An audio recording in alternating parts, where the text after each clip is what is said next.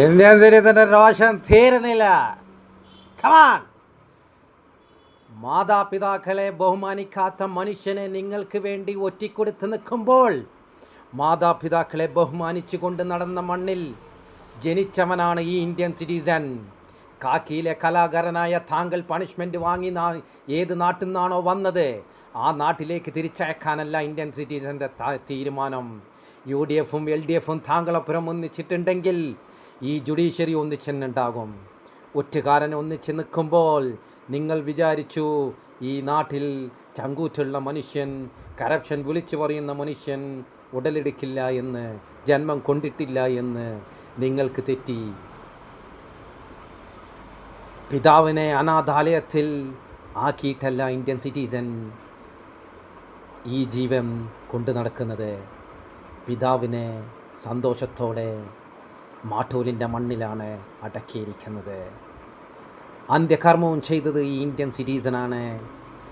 കാക്കി Indian സിറ്റിസൻ്റെ ചെറുപ്പത്തിൽ ഇട്ടിരുന്നു. അത് പോലീസാവാനല്ല. അതുകൊണ്ട് തന്നെ പറയട്ടെ, തൊപ്പിയിൽ സിംഗമുണ്ടായാൽ താങ്കൾക്ക് നിയമം അറിയണമെന്നുണ്ടോ? PSCയിലെ ക്വസ്റ്റ്യൻ നിയമങ്ങളാണോ കേരള PSC നടത്തുന്നത്? SI പോസ്റ്റായാലും പോലീസ് പോസ്റ്റായാലും PSCയിൽ LLB പഠിക്കുന്ന നിയമങ്ങളാണോ? താങ്കൾക്ക് എവിടുന്ന് നിയമം അറിയും? താങ്കളെല്ലാം കോടതിയിൽ വിയർക്കുന്നത് ഇന്ത്യൻ സിറ്റിസൺ കണ്ടിട്ടുണ്ട്. താങ്കളുടെ വർഗങ്ങൾ ഈ നാട്ടിൽ ശപിക്കപ്പെട്ടിട്ടുണ്ട്. ഒറ്റുകാരനെ പോലീസ് സ്റ്റേഷനിൽ ഇരുത്തി ഒറ്റുകാരിൽ നിന്ന് എന്തും നേടിയാൽ എന്തും നേടാമെന്നാണോ താങ്കളുടെ വിചാരം? Soil sir, with respect, your certificate fabricated. Your certificate fabricated. You came with back door of PSC, I am sure, because you don't know the law of the police. You don't know definition of the police. You people with police never can stay with people representatives, bloggers.